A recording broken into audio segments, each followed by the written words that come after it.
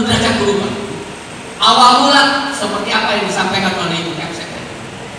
Betul Bapak-bapak Ibu. Ini adalah SMK bisa. SMK biasa. SMK bisa. SMK hebat. SMK sukses. Terima kasih. Direktur Utama PT Bank Kreditan Rakyat Palembang. Sesuai dengan workshop hari ini sepertinya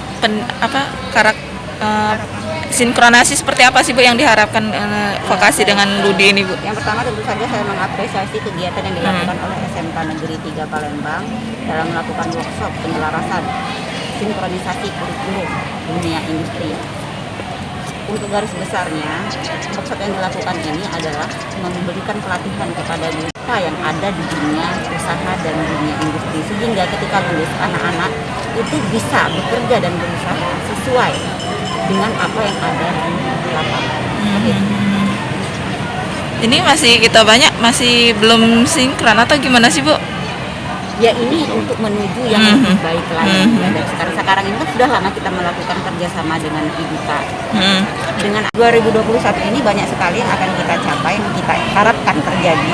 Yang pertama nanti akan ada launching order library ya. Jadi di sini nanti kalau biasanya perpustakaan itu di dalam ruangan kita merasa bosan ya, artinya anak-anak dengan bertemu hanya dinding-dinding saja, tetapi dengan adanya perpustakaan di luar ini bisa melihat dengan pemandangan dengan Workshop ini apa yang bakal kita berikan Pak kepada guru Pak? Baik, workshop hari ini kita selama 2 hari kita akan melakukan sebuah sinkronisasi atau penyelarasan kurikulum.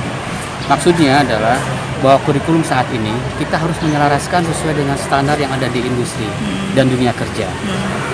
Pola-pola lama kita tinggalkan. Mau tidak mau teman-teman guru di SMK, karena memang amanahnya kita berbeda dengan SMA.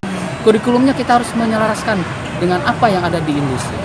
Kita sinkronkan, benang merahnya ada antara standar kualifikasi kerja nasional Indonesia, kerangka kerja nasional Indonesia, terus KIKD-nya dan SOP yang ada di industri.